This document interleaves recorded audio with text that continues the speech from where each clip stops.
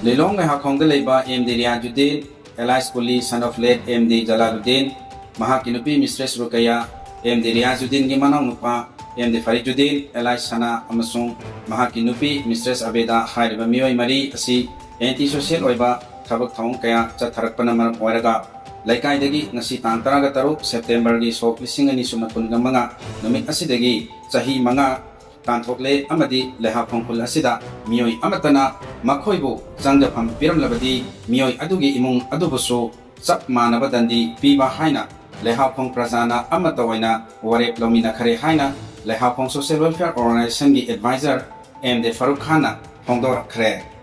Wapamasi, Nasi Nuntil Leha Pong Social Welfare Organization, Nasinduna, Leha Pong Prazagi Oiba, Meeting Ama, Leha Pong Primary Madrasagi, Kampanda, Hantola Bamatunda, Wapamasi, Pongdola Pibani.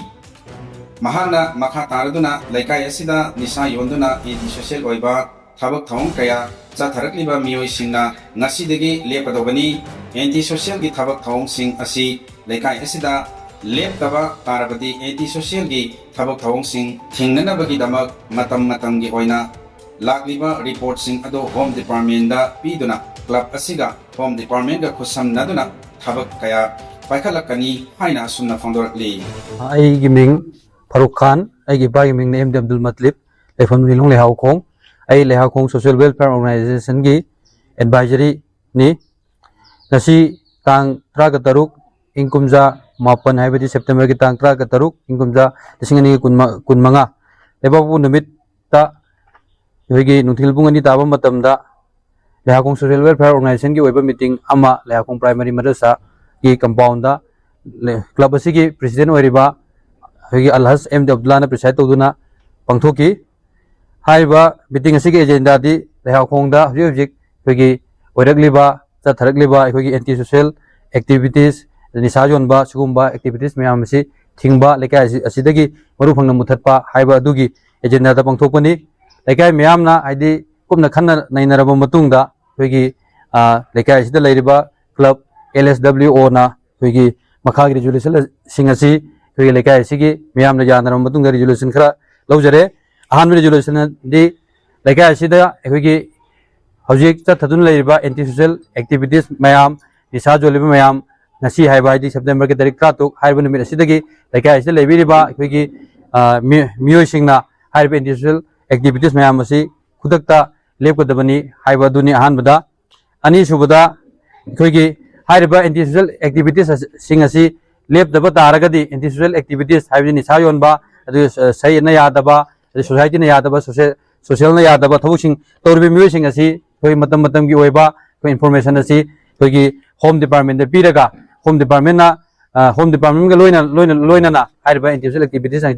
activities singasi hoi thingba haina su hogi lekai sigi hogi club asina ngasi lekai sigi miyang bolwen haiba resolution amasu laujare mathangda